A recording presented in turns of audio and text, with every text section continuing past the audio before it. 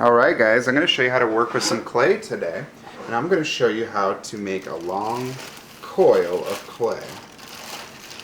Here's my bag of green clay. This is my practice clay. I'm not going to be able to take this home. I'm just going to be doing some practicing with it today to learn how to work with it. Okay? So today we're going to do a coil. A coil is a long piece, a long skinny piece of clay. So to get started, we got to warm it up, so I'm going to rip off a little chunk here, and I'm going to put the bigger chunk off to the side. I'm going to take that piece and I'm going to warm it up, going back and forth and back and forth, and what that's going to do, it's going to make it easier later on to work with so it can move around and be more flexible. Okay? I do this for about a minute until it gets nice and soft and squishy. Alright, I think it's almost getting there. Sometimes if it's cold when you start, you have to do it a little bit longer. It all depends on what it feels like when you first get it. Alright, this one is about there. Okay, it looks like it's nice and ready to be worked with. Alright, the first thing you're going to do is you're going to try to make it into kind of like a pickle shape or a hot dog shape just by squeezing it like that. Okay? And then you can even go a little bit like this in your hands to kind of get it nice and round. But you can't do that very long because you're going to run out of some space on your hands. Okay? So I'm going to set it down here now. And what I'm going to do is I'm going to start off with one hand. And I'm going to start right here on my fingertips. And I'm going to push and roll it till it gets all the way to this part of my hand. This is the end of my palm. Okay? So it goes all the way down there. And that means it goes around a lot of times. Okay? And what I'm going to do now is I'm going to go back and forth and back and forth. Now when I do this, it's not going to do a whole lot until I start pressing down on it. Okay? I'm going to give it some nice pressure, and I'm going to push down on it while I go back and forth. Back and forth, back and forth.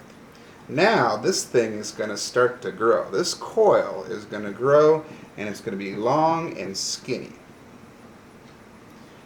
Once you get it big enough to fit both of your hands, you'll start doing it with both of your hands, and you're going to go back and forth and back and forth. And sometimes I even like to stretch it.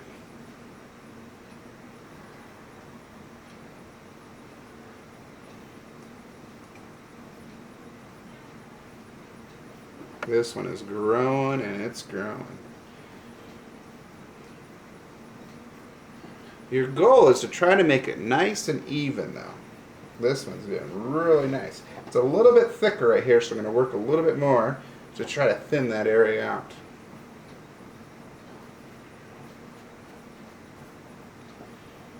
Alright, that one looks like it's a pretty good length there. Now I'm going to take this one and I'm going to start winding it up.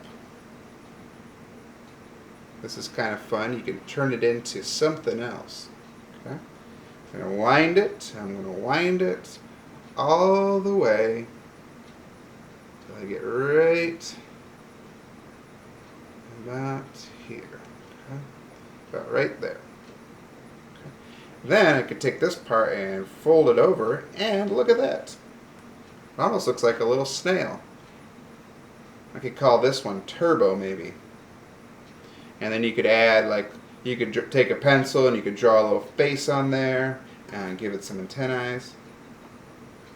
Alright, so there we have a nice little one. You could also do this. You could take a little bitty piece of clay and practice making smaller coils.